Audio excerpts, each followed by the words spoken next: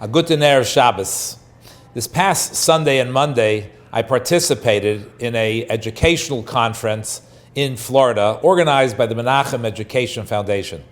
One of the themes of the conference was building chinuch-centric communities, which is very closely connected to this week's Parsha, Vayakel, which means a community. What's ultimately important to a community? That it be based upon education. Education, chinuch, needs to be at the center of the community.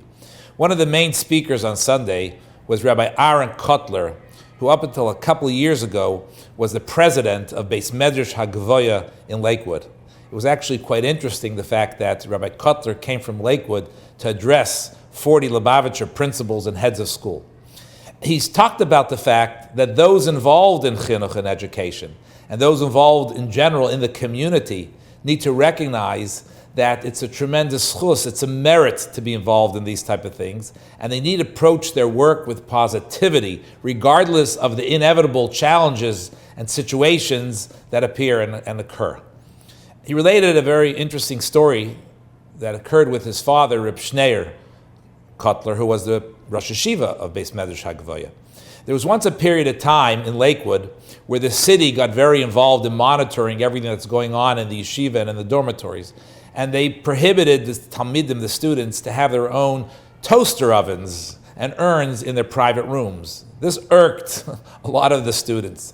The yeshiva actually went ahead and built a special kitchen where the talmidim could keep their toaster ovens and do their own little cooking.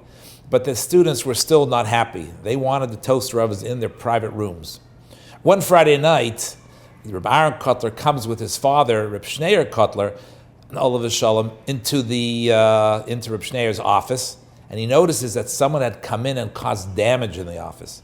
Now, I know a lot of people who would see that situation would get really, really mad and scream at somebody for what they did. Reb Schneier was absolutely quiet. He didn't say anything Friday night. He didn't say anything on Shabbos. On Sunday, he told the Bachram he was going to share with them a few words.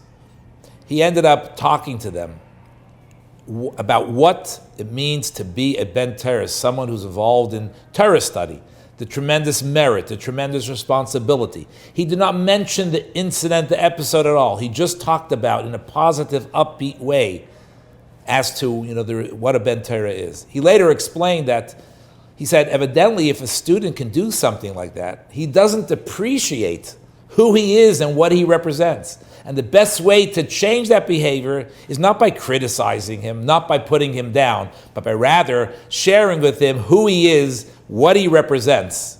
And I am sure, I'm definite that the Bacharim got the message, because it's through positivity, it's through joy, we're now in the month of Adar, that we need to go about our business of solving problems, building education, building the community, being there for one another. That's how we do it, and that Eibusha should help. We should be successful.